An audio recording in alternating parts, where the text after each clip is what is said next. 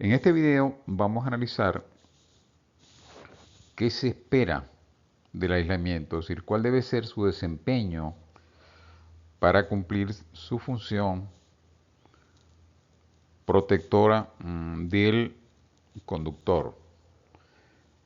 Es decir, siempre tenemos en mente la definición de lo que son los cables eléctricos y bueno, hemos dicho que deben cumplir el cometido de transportar a los centros de consumo el voltaje y la corriente de una manera segura y eficiente. Siempre tenemos en mente estos cuatro elementos: voltaje, corriente, seguridad y eficiencia. Veamos en detalle qué es lo que se espera del aislamiento en las diferentes funciones que le atribuimos. Aquí tenemos un esquema de un cable. Lo tenemos una vista frontal y una vista lateral, donde los elementos básicos son el conductor, el aislamiento y una cubierta. Es decir, en muchos casos el aislamiento no reúne todas las propiedades que se requieren para que el aislamiento lleve a cabo su labor o su desempeño, y se requiere una capa adicional o un recubrimiento adicional que normalmente se le denomina forro o chaqueta, según sea conveniente la terminología. Evidentemente el punto básico es la seguridad del usuario. Es decir, el aislamiento debe garantizar que el cable no sea una amenaza, pues, para las personas o cosas que están cerca de su entorno. Ya hemos visto anteriormente las consecuencias que conlleva la corriente eléctrica cuando atraviesa el cuerpo humano. En función de su intensidad, vimos que las consecuencias pueden ser diversas, evidentemente en el peor de los casos hasta mortales. El segundo es la prevención de cortocircuitos. Recordemos que los conductores están a un voltaje determinado y que ese voltaje debe ser aislado, es decir, debe estar, no debe afectar al entorno.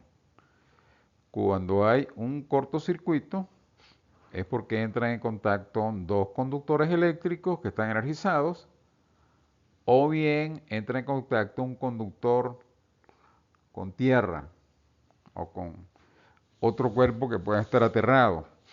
Entonces, evidentemente, ahí se produce un cortocircuito y el aislamiento debe tener las propiedades o las condiciones suficientes para evitar que esos cortocircuitos se produzcan. El otro elemento importantísimo, básico, es la protección del conductor. Es decir, ¿lo debe proteger de qué? Lo debe proteger del medio, lo debe proteger del ambiente. El ambiente normalmente tiene una cantidad de sustancias, una cantidad de elementos que si llegan al conductor pueden originar daños en el conductor. Entonces, el aislamiento tiene esa función de protegerlo de todo aquello que lo pueda afectar, que lo pueda deteriorar, que disminuya su vida útil. En fin, es el gran protector, es la coraza que protege al conductor. Aquí vemos un ejemplo donde vemos un cable, en este caso un cable submarino, que evidentemente está rodeado de agua, y en este caso agua salada. Evidentemente tiene que tener una gran protección que lo aísle del medio. Aquí lo que se visualiza es un empalme, un barco que extrae el cable, digamos, a la superficie. hacen el empalme en la superficie, lo limpian, lo secan, el empalme es especial y vuelven a colocar el cable en su posición inicial.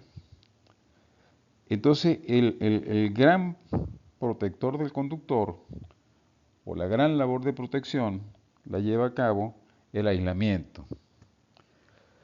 Aumenta la capacidad de corriente. Sí, el aislamiento debe tener unas propiedades térmicas tales que facilite el aumento de la corriente eléctrica sin que se sufran deterioro. Por ejemplo, aquí el caso más visible o un caso digamos que puede ser fácilmente entendible es el caso de un TH, de un cable de calibre 1,0. Ya cuando hablamos de calibres del conductor, nos tenemos que dirigir a los videos del conductor desnudo y ahí podemos interpretar lo que es un calibre 1,0 al igual que lo que es el resto de los calibres. Entonces en este caso, este calibre lo aislamos con un conductor, perdón, lo aislamos con un elemento que tiene 60 grados de capacidad térmica. Es decir, cuando sobrepasa los 60 grados se daña. Y entonces para lograr 60 grados vemos que pueden pasar 125 amperios.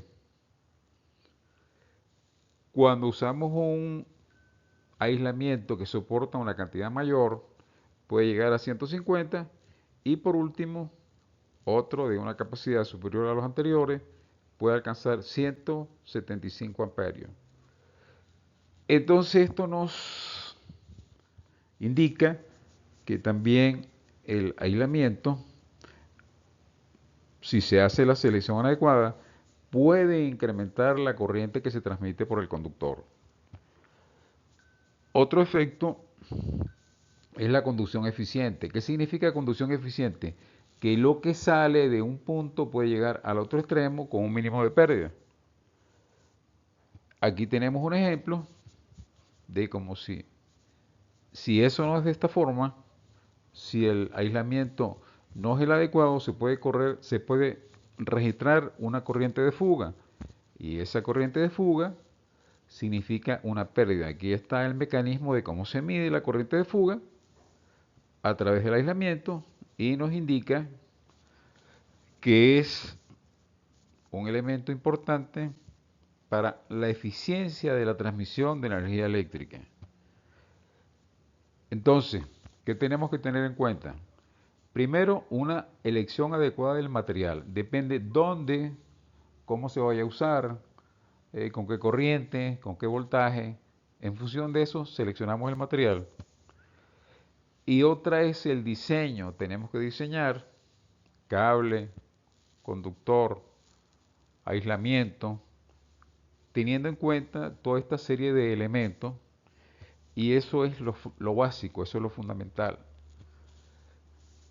Bien, pero también en la vida útil del cable tenemos que señalar que la instalación, si la forma como se instala y el mantenimiento que se le hagan, suman o restan de la vida útil inicialmente planificada. Por último, tenemos esta imagen donde nos indica que los elementos que hemos descrito, seguridad, prevención de cortocircuito, protección del conductor, aumento de la capacidad de corriente y conducción eficiente, están íntimamente vinculados a la hora de hacer la selección y a la hora de hacer el diseño.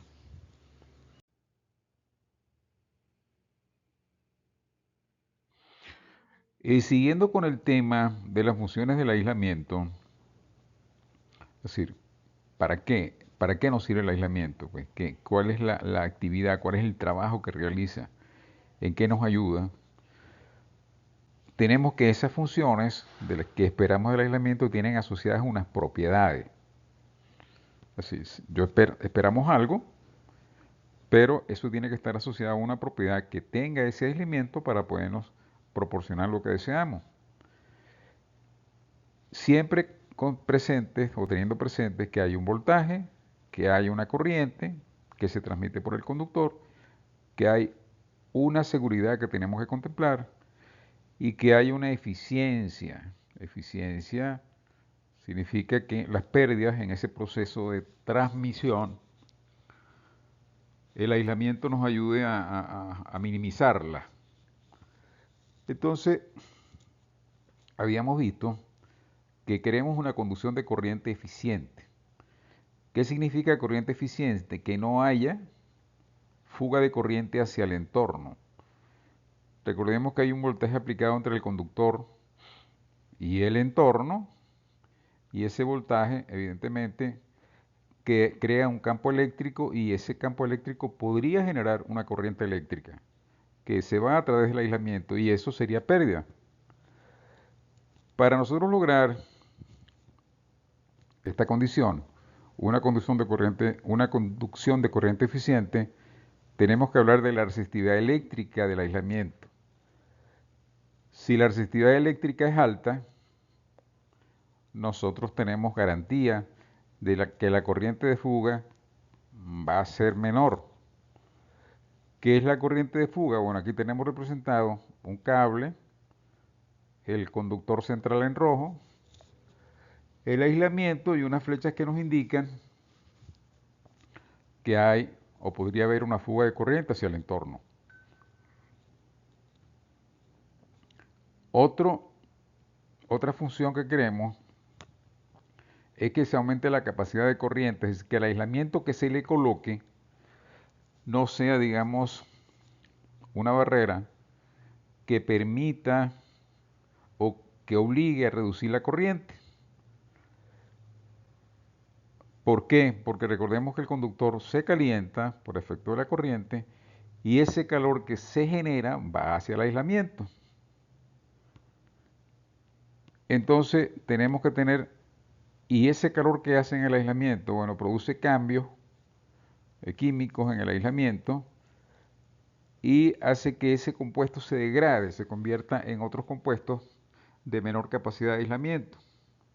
Entonces tenemos que considerar que ese compuesto tenga una estabilidad térmica adecuada, es decir, que no sufra cambios sustanciales con la temperatura, porque eso nos obligaría a reducir la corriente. Y otra cosa es que tenga buena conductividad térmica. ¿Qué significa? Significa que el calor que se genera al conductor sea capaz de expulsarlo al ambiente, permitiendo, recordemos que el calor es un flujo como es la corriente, y la idea es que ese flujo salga del conductor y no se quede almacenado y no incremente la temperatura del conductor. Aquí está representado el aislamiento. Hay una temperatura del conductor donde dice T hot, hay una temperatura del ambiente que es T cold. Evidentemente el calor tiende a irse del sitio de mayor temperatura al de menor temperatura. Y entonces el aislamiento tiene que facilitar ese flujo de calor. ¿Cómo se logra eso? Bueno, teniendo una alta conductividad térmica. Ahora, protección del conductor. Otra cosa que queremos, que el aislamiento proteja al conductor. Ese es su papel fundamental. Pero protegerlo contra qué? Protegerlo contra el ambiente. Y para protegerlo contra el ambiente, tiene que tener características tales como resistente a los agentes ambientales. ¿Cuáles son los agentes ambientales? La humedad, el sol, los agentes químicos.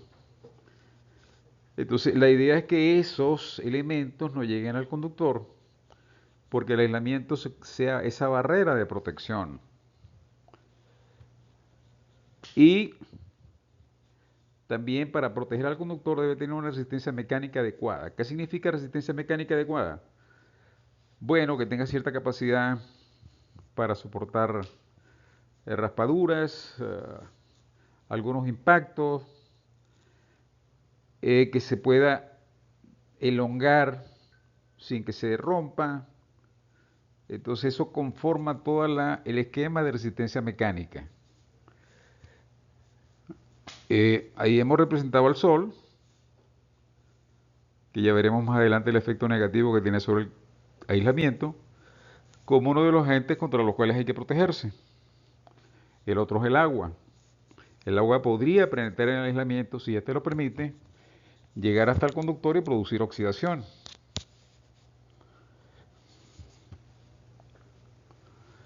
También debe tener la labor de prevenir cortocircuitos, es decir, que el voltaje que aísla no entre en contacto con tierra o con algunos elementos que puedan estar conectados a tierra y se produzca una descarga eléctrica y que soporte el voltaje para el cual está trabajando.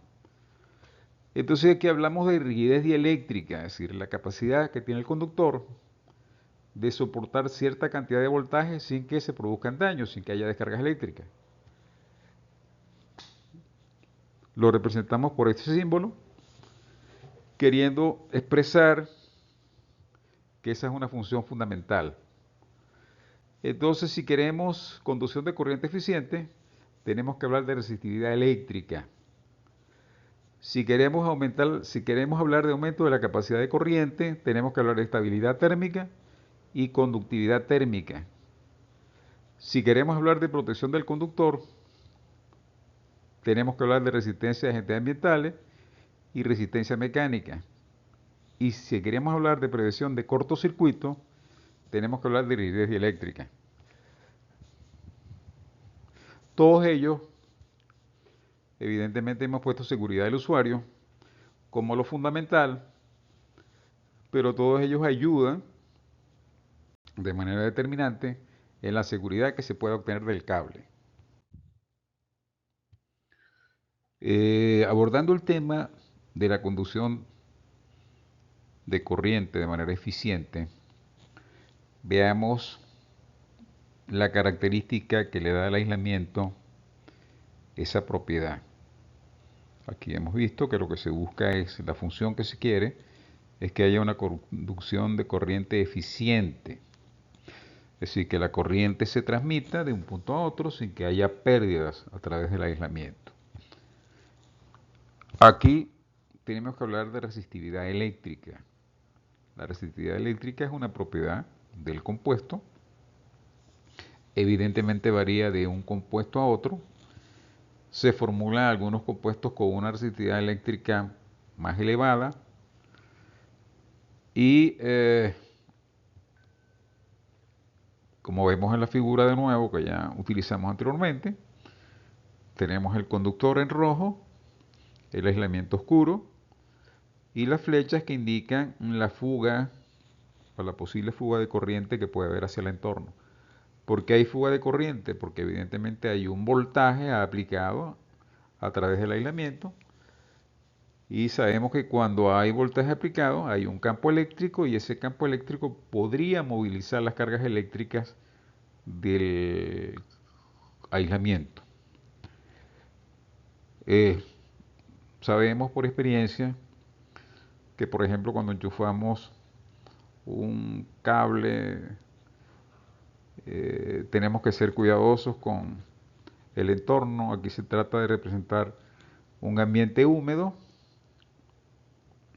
y la persona como que a través de su mano circula cierta corriente, por aquello de que la resistencia de aislamiento, en ese caso entre el conductor y tierra, se reduce por la presencia de humedad. A veces esa corriente puede ser muy elevada, dependiendo del aislamiento que se tenga, o no lo suficientemente alta como para que nos produzca ningún daño ni podemos observarlo. Pero siempre hay una fuga de corriente. En un cable, esa resistividad eléctrica evidentemente se convierte en resistencia que podemos medir y en los cables terminados esa resistencia de hecho se mide. Aquí tenemos un ejemplo donde se coloca a tierra o se aterra el aislamiento y se coloca un voltímetro entre el conductor y tierra y se mide la corriente. Evidentemente, la ley de Ohm sigue funcionando y la resistencia medida, evidentemente, va a ser el voltaje aplicado sobre la corriente que registra el amperímetro. Eso siempre hay pruebas que se hacen para los cables y esa resistencia siempre es un elemento importante y un elemento exigido por las normas y por los usuarios. Eh, Aquí tenemos un rollo de cable típico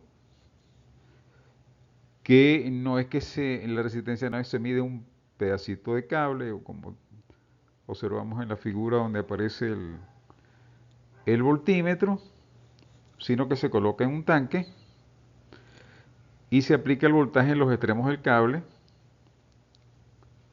y nos dan los valores pues que son característicos del cable. Se coloca en agua, ¿por qué? Porque el agua nos facilita la tierra contra la cual vamos a medir la corriente. Es decir, la corriente siempre la corriente va a ser del conductor hacia el agua y el agua en este caso funciona como tierra y podemos medir en función del voltaje aplicado a la corriente o directamente pues se puede medir la resistencia ya con instrumentos diseñados para eso. Em, entonces ese es el punto de partida, pues. Eso es cuando se tiene un cable terminado y queremos saber si hay algún problema con la resistencia de aislamiento. Eso está establecido por las normas, los valores que se deben tener y es un requisito muy importante. Siempre la corriente, o perdón, siempre la resistencia de aislamiento se da a una determinada temperatura. ¿Por qué? Porque es sensible a la variación de temperatura. La resistencia de aislamiento disminuye con la temperatura. ¿Por qué? Porque hay una alteración del aislamiento, entonces hay una mayor vibración de las moléculas y eso hace que los aislamientos, en la medida que aumenta la temperatura, se debiliten, es decir, sean más propensos a la pérdida de corriente. Los valores típicos para un THN12, o no típicos, sino los valores mínimos que vemos en las normas, es 53 megaohmios por kilómetro. Es decir, un kilómetro debe tener 53 millones de ohmios.